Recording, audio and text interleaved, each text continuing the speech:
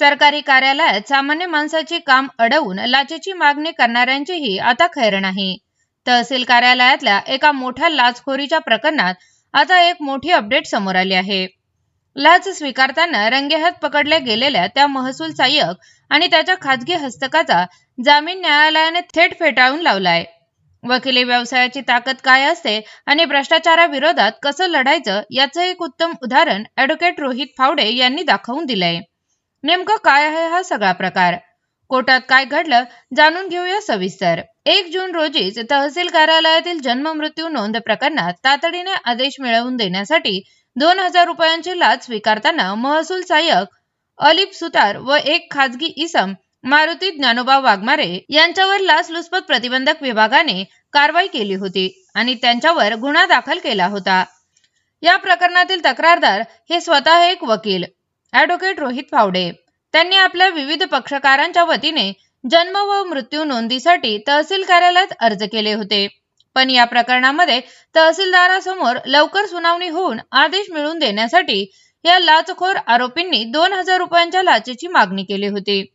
Advocate फावडे यांनी लाच न देता थेट एसीबी कडे तक्रार केली आणि या लाचखोरांना जेलची हवा खावी लागली। लाचखोरीच्या कारवाईनंतर दोन्ही आरोपींना कोर्टासमोर हजर करण्यात आलं होतं। सुरुवातीला मेहरबान कोर्टाने त्यांना 3 दिवसांची पोलीस कोठडी सुनावली। पोलीस कोठडीची मुदत संपल्यानंतर त्यांची रवानगी न्यायालयीन कोठडीत करण्यात आली। यानंतर आरोपींनी स्वतःची सुटका करून घेण्यासाठी ॲडव्होकेट शेख यांच्या मार्फत जिल्हा व सत्र न्यायालयात जामिनासाठी अर्ज दाखल केला। त्यांना वाटत होतं की नेहमीप्रमाणे जामीन मिळेल आणि आपण बाहेर येऊ, पण इथेच ट्विस्ट आला। तक्रारदार ॲडव्होकेट रोहित फावडे यांनी स्वतः कोर्टात उतरून या जामीन अर्जाला तीव्र विरोध केला। त्यांनी न्यायालयात स्वतः प्रतिज्ञापत्र दाखल केले। एवढंच नाही तर या आरोपींनी आजपर्यंत केलेल्या बेकायदेशीर कामाचा अख्खा पाडाच कोर्टासमोर वाचून दाखवला। ॲडव्होकेट रोहित फावडे यांनी लक्ष वेधून घेतलं की आरोपीच्या भ्रष्ट कारभाराबद्दल आजपर्यंत वकील संघटनेने देखील अनेक वेळा निवेदन दिली होती। त्यांचा हाच कडक आणि पुराव्यासह केलेला युक्तिवाद माननीय न्यायालयाने अत्यंत ग्राह्य धरला। परिणामी जिल्हा व सत्र न्यायाधीश श्रीमती मिटकरी यांच्या कोर्टाने दोन्ही आरोपींचा जामीन थेट नामंजूर केला। म्हणजेच लाचखोरांचा जेलमधून बाहेर येण्याचा मनसुबा धुळीस मिळाला। लाचखोरीच्या या प्रकरणाची सध्या संपूर्ण शहर आणि तालुक्यात मोठी चर्चा सुरू आहे।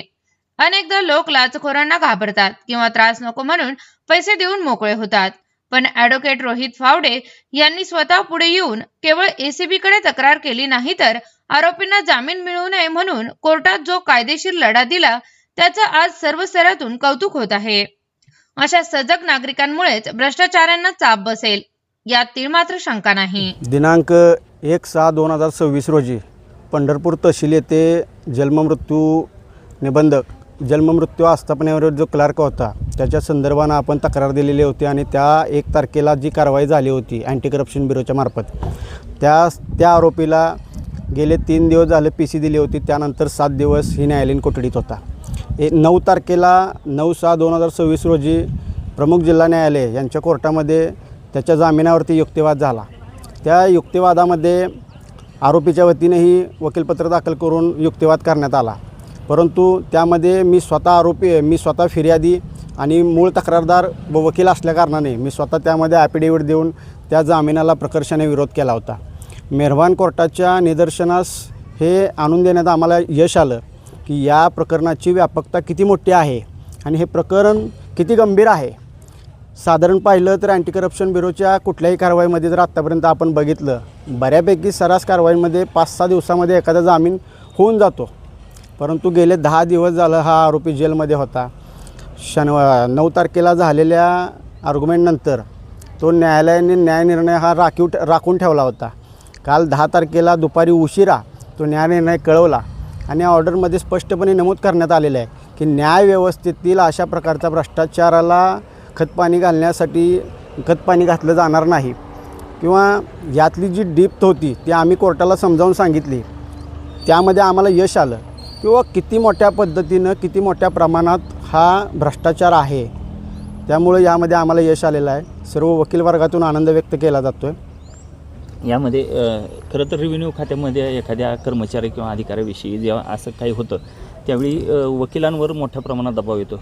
या प्रकरणात तुमच्यावर काही दबाव किंवा प्रेशर करण्याचा प्रयत्न झाला होता? नाही, सुरुवातीच्या काळात आम्ही पंढरपूर अधिवक्ता संघाच्या मार्फत असेल किंवा स्वतः वैयक्तिक मी असेल, उपविभागीय अधिकाऱ्यांपासून कलेक्टरपासून तहसीलदारांपर्यंत सगळ्यांना निवेदनं दिली होती की संबंधित खात्यामध्ये मोठ्या प्रमाणावर भ्रष्टाचार होतो आहे आणि याला आपण कुठेतरी लगाम घालावा.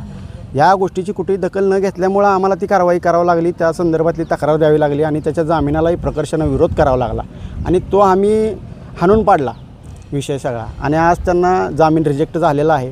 त्यांना हायकोर्टात जावं लागेल. पुढचा महिना, 1.5 महिना, 2 महिने अजून जेलमध्ये बसावं लागेल.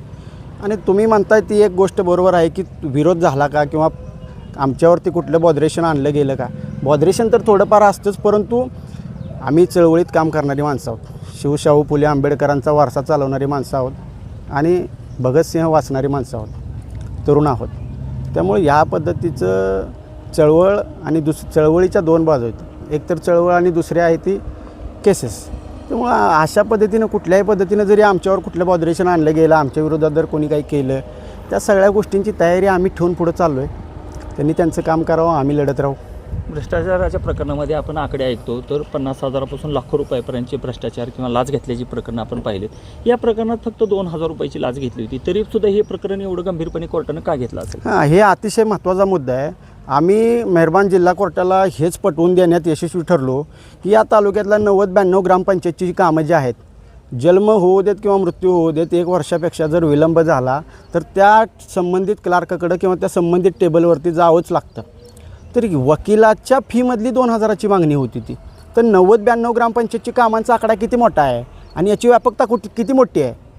आणि जर न्यायव्यवस्थेतील हा प्रकार इतक्या मोठ्या पद्धतीनं भ्रष्टाचार होत असेल, सर्वसामान्य माणूस हा कोर्टामध्ये, तहसीलचं कोर्ट असू द्या किंवा JMFC कोर्ट असू द्या, जिथं आपण उभारलो आहे तिथं न्याय मागायसाठीच लोक येतात ना सर्वसामान्य.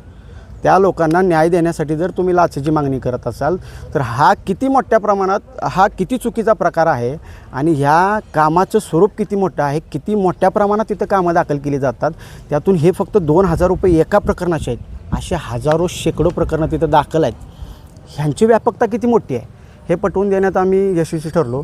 त्यामुळे जामीन रिजेक्ट झालेला आहे. आता तुम्ही फिर्यादी पण आहात आणि तुम्ही स्वतः वकील पण आहात. यामध्ये तुम्ही आर्ग्युमेंट पण तुम्ही केलं, प्रभावी आर्ग्युमेंट केलं, कोर्टाने ते मान्य केलं. आता पुढे यांच्यावर काय कारवाई व्हावी, असं काय म्हणजे अंतिम काय निर्णय असावा असं वाटतं तुम्हाला? आता कोर्टाने तर जामीन फेटाळलेला आहे. त्यांना एकतर आफ्टर चार्जशीट नंतर इथं ठेवावं लागेल किंवा हायकोर्टात अपील करावं लागेल. आता यानंतर आता माझी पुढची भूमिका असेल की तहसीलदारांनी त्यांच्या विरोधात निलंबनाची कारवाई केली आहे का हे बघणं. कारण 48 तासाच्या पेक्षा जर जास्त माझ्या माहितीप्रमाणे एखादा लोकसेवक हा जेलमध्ये असेल तर त्याच्यावर कारवाई केली जाते. आणि हा तर गेले 10 दिवस झालं जेलमध्ये आणि इथून पुढचे काही दिवसही तो जेलमध्येच राहणार आहे. त्या संदर्भानं मी तहसीलदारांशी भेटणार आहे, त्यांच्याशी पत्रव्यवहार करणार आहे. त्यांनी त्या पद्धतीची ऑर्डर काढली आहे का ते बघणार आहे आणि माझा लढा हा मी पुढे ठेवणारच.